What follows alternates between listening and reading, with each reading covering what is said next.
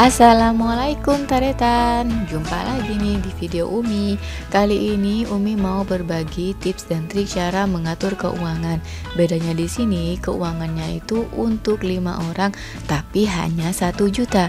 Bagaimana ya cara mengatur keuangan 1 juta untuk 5 orang dalam keluarga? Terima kasih sebelumnya kepada Ibu Nuri Handayani yang sudah sedikit berbagi atau ya sedikit sharing tentang keuangan 1 juta untuk 5 orang. Nah, di sini Ibu Nuri Handayani meminta cara mengatur bagaimana supaya keuangannya itu bisa cukup untuk 5 orang dan bisa nabung untuk masa depan ataupun untuk melunasi hutang-hutang di warung. Nah, sebelumnya Umi tulis dulu ya di sini ya poin-poinnya.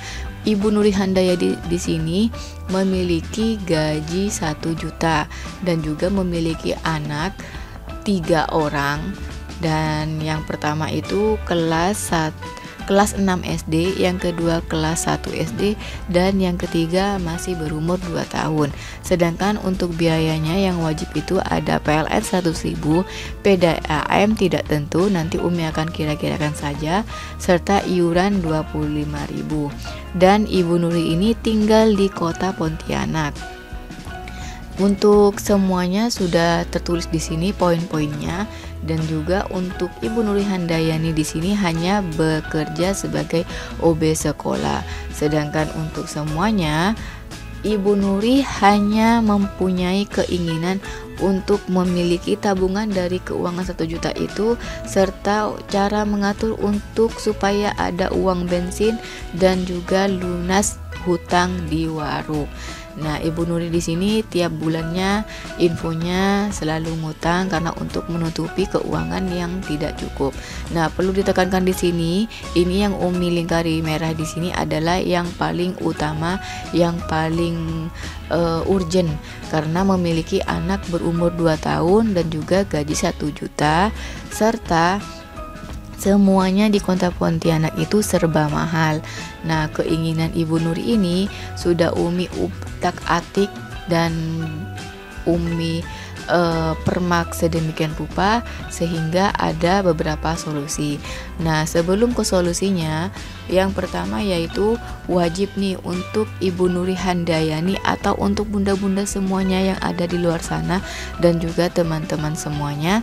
Yang pertama, dengan gaji 1 juta untuk 5 orang di tahun 2020-2021 ini, yaitu kita wajib bersyukur. Syukuri ini maksudnya adalah ubah keluhan menjadi solusi. Jadi dengan keuangan 1 juta ini jangan dijadikan keluhan ya bunda, tapi jadikan sebuah solusi. Solusinya gimana? Nanti kita otak-atik bersama ya. Dan yang kedua yang wajib kita tahui yaitu Ibu Nuri di sini memiliki batita yang berumur 2 tahun. Nah, untuk umur 2 tahun ini kebutuhan banyak terkuras di keperluan batita di sini. Misalnya nih, ada kebutuhan pampers yang tiap bulannya harus dipakai, atau telon, susu, bedak, dan kebutuhan lainnya. Belum lagi kalau anaknya sedikit-sedikit rewel atau jajan gitu ya. Dan yang ketiga yaitu manajemen keuangan.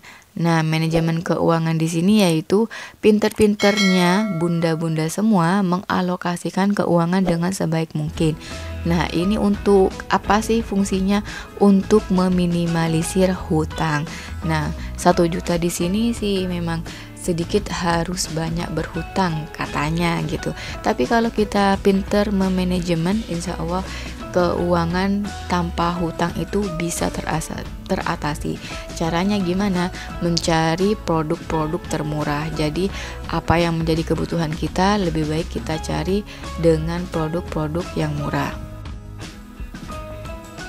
Selanjutnya yaitu karena di sini Ibu Nuri berhutang tiap bulannya di warung untuk memenuhi kebutuhan, maka yang selanjutnya itu adalah atasi hutang dengan bijak.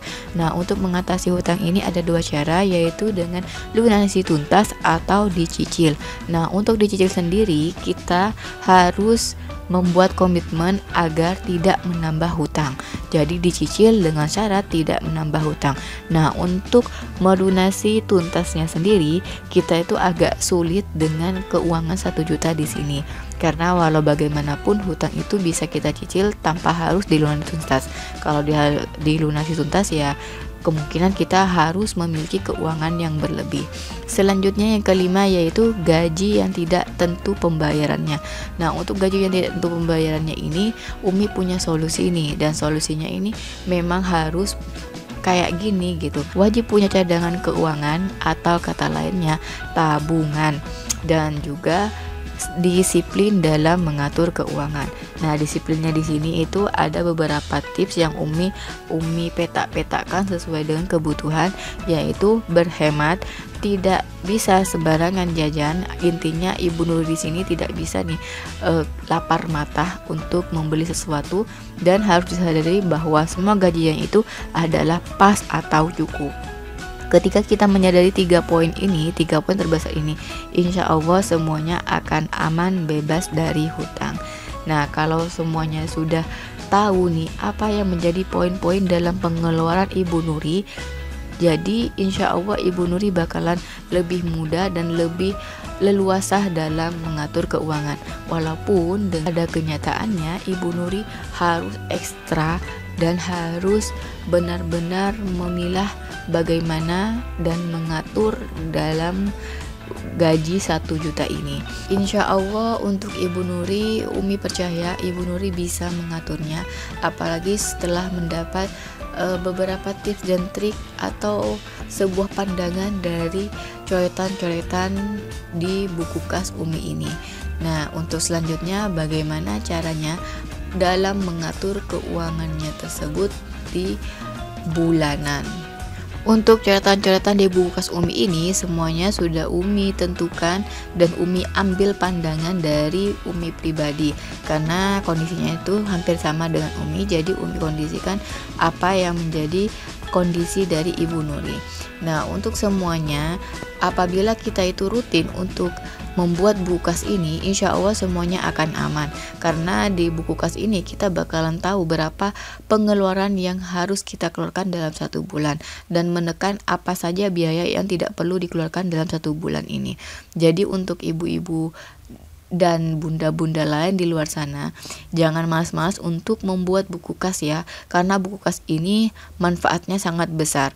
Selain juga sebagai perjalanan kita selama kita menikah, itu juga sangat berarti untuk mengelola dan mengembangkan keuangan di rumah tangga kita. Jadi jangan anggap remeh buku kas ini ya. Untuk sekelas negara saja, sekelas kantor atau sekelas perusahaan aja membutuhkan yang namanya buku kas dan evaluasi. Apalagi dalam kelas rumah tangga seperti kita ini yang memanage keuangan dalam rumah tangga, wajib untuk memiliki buku kas. Jadi jangan anggap enteng loh ya bun. Lalu bagaimana nih cara mengatur keuangan 1 juta dalam 1 bulan ini?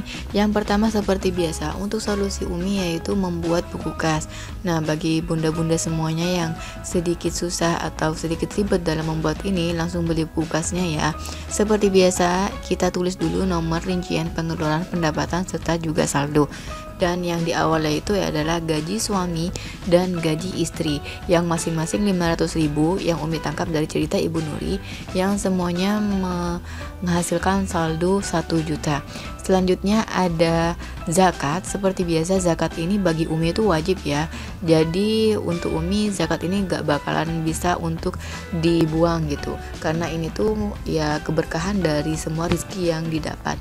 Zakat di sini yaitu 2,5% sebanyak 25.000, PLN 100.000, PDAM tadi kan gak tahu nih Ibu Nuri berapa, jadi Umi kira-kira saja PDAM itu 50.000. Ini menurut pengalaman di sini ya. Kalau PLN 100.000 biasanya PDAM cuma 50.000, serta iuran 25.000. Untuk sekolah gimana?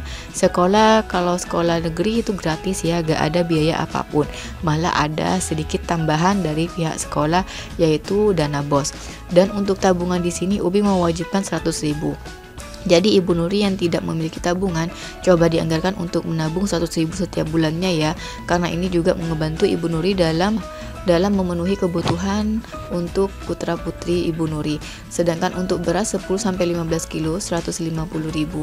Ini cuma perkiraan saja ya, sesuai dengan pengalaman Umi. Bensin 100.000, ini dikira-kira saja juga karena Umi gak tahu berapa banyak bensin, tapi menurut Umi ini tuh sudah cukup 100.000 untuk jajan anak. Umi coba anggarkan 3 kali saja dalam seminggu, yaitu 1.000 per anak. Jadi kalau 3 anak berarti 3.000 kali 3 per minggu senilai 36.000. Selanjutnya ada pampers, karena di sini ada anak umur 2 tahun. Umi juga punya anak umur 2 tahun. Umur 2 tahun itu masih belum lepas dari pampers, kecuali sudah lepas alhamdulillah keuangan bisa bertambah ya Bun. Dan juga dapur dan mandi 100.000 dan 50.000. Nah 100.000 dan 50.000 ini juga ditentukan sama kadar masing-masing kebutuhan di rumah tangga ya Bun. Selanjutnya ini dari semua pengeluaran ini itu ada saldo senilai 164.000. Nah senilai 164.000 ini adalah jatah belanja dari keuangan 1 juta selama 1 bulan ini. Jadi jatah belanjanya selama 1 bulan tuh berapa sih?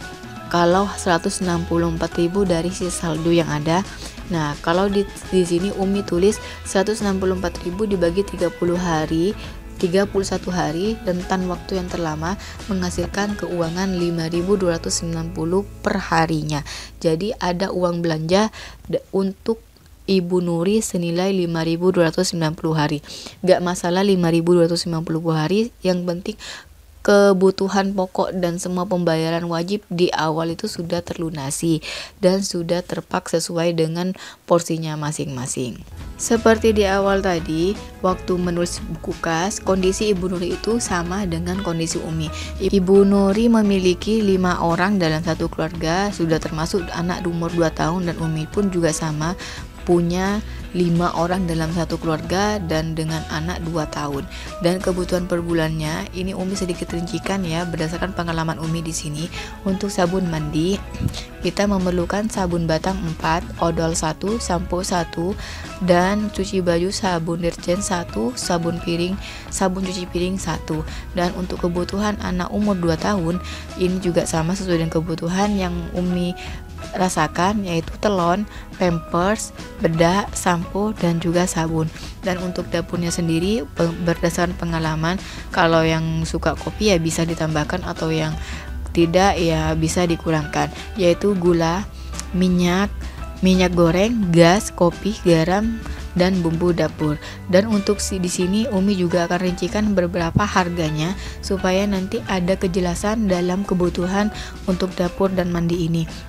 Untuk sabun batang biasanya Umi butuh 4, yang masing-masing rentan harganya itu cuma 2.500, jadi totalnya cuma 10.000. Odol 1 itu satu yang ukuran sedang total 15.000. Sampo 1 ambil rentengan atau botol, intinya yang bisa kita hemat yaitu 10.000, 5 sampai 10.000. Sabun deterjen 1 itu 10.000, yang paling murah itu biasanya Boom, atau sabun cairnya pilih yang colek saja untuk yang murah untuk meminimalisir pengeluaran yang berlebih. Dan untuk anak sendiri telon, pampers biasanya membutuhkan 2-3 pak untuk usia 2 tahun itu. Dan yang paling murah itu adalah 50.000 isi 45 pieces dengan merek Happy Nappy. Jadi bunda-bunda yang mau beli pampers yang murah tapi bagus itu ada merek Happy Nappy. Nah, totalnya hanya 100.000. 100.000 di sini bisa disesuaikan ya Bun. Dan untuk kebutuhan dapurnya ada gula 1 kilo 15.000, minyak 2 liter 30.000, gas 1 tabung 20.000, kopi 10.000, garam 5.000, bumbu dapur 20.000. Dan ini menghasilkan total 100.000. Dan untuk kebutuhan mandi tadi 50.000. Dan juga perlu diingat bahwa kebutuhan di sini juga sesuai dengan kondisi Ibu Nuri ya, bisa disesuaikan. Dan untuk kebutuhan mandi tadi di buku kas tadi sudah ada 150.000, dan ini tuh sudah sesuai ya 150.000 juga. Nah, untuk harga-harga di sini sudah Umi sesuaikan dengan harga pasaran, dan Umi sudah juga cek untuk harga di Pontianak. itu harganya hanya berkisaran 2-3 ribu dengan harga di sini. Jadi ini sudah Umi alokasikan harga yang paling termahal. Kalau ada harga yang sunset atau harga yang sedikit salah, bisa diperbaiki sendiri ya Bunda. Dan untuk semuanya sudah sesuai dengan kebutuhan selama 1 bulan. Nah, inti dari semuanya yaitu catat semua pengeluaran yang ada dalam 1 bulan. Jadi ini tuh tugas dari buku kasnya sendiri dan sepintar-pintarnya kita sebagai istri. Dan yang kedua, anggarkan tabungan walaupun itu kecil. Jadi jangan takut-takut untuk menabung walaupun hanya 50.000 atau 20.000. Buat menu sesuai saja. Buat menu sesuai sisa anggaran. Jadi menu yang kita hidangkan itu adalah sisa dari semua anggaran dan semua sisa belanja untuk tabungan darurat. Jadi kalau ada sisa-sisa nih, walaupun hanya 2.000, 1.000, kita simpan untuk tabungan darurat. Nah, jadi semuanya ini sudah Umi lakukan dan Umi sudah pertimbangkan bagaimana dalam mengatur keuangan itu. Dan ini semua perlu diingat, ini adalah pengeluaran dan pendapatan secara normal. Secara normal ya Bun, gak ada hutang dan gak ada rapel-rapelan atau keuangan gaji yang tertunda.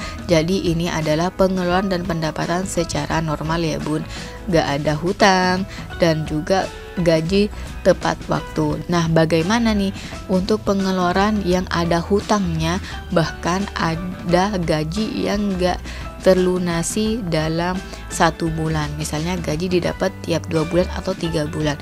Nah, untuk itu Umi akan buatkan video part 2 dan part 3 nya ya, karena kalau langsung dalam satu video di sini ini tuh bakalan butuh waktu hampir 1 jam. Jadi Umi pisah berdasarkan part-part yang dibutuhkan. Jadi ini itu adalah gambaran bagaimana cara mengatur keuangan 1 juta secara normal tanpa ada hutang dan juga gaji yang tepat waktu. Sekian saja pembahasan dari Umi tentang keuangan 1 juta ini untuk 5 orang dengan pengeluaran dan pendapatan normal, dan untuk selanjutnya bisa ditunggu ya. Terima kasih yang sudah nonton. Jangan lupa like, share, komen, and subscribe. Jangan lupa tombol loncengnya ya, tombol loncengnya. Semoga bermanfaat. Wassalamualaikum warahmatullahi wabarakatuh.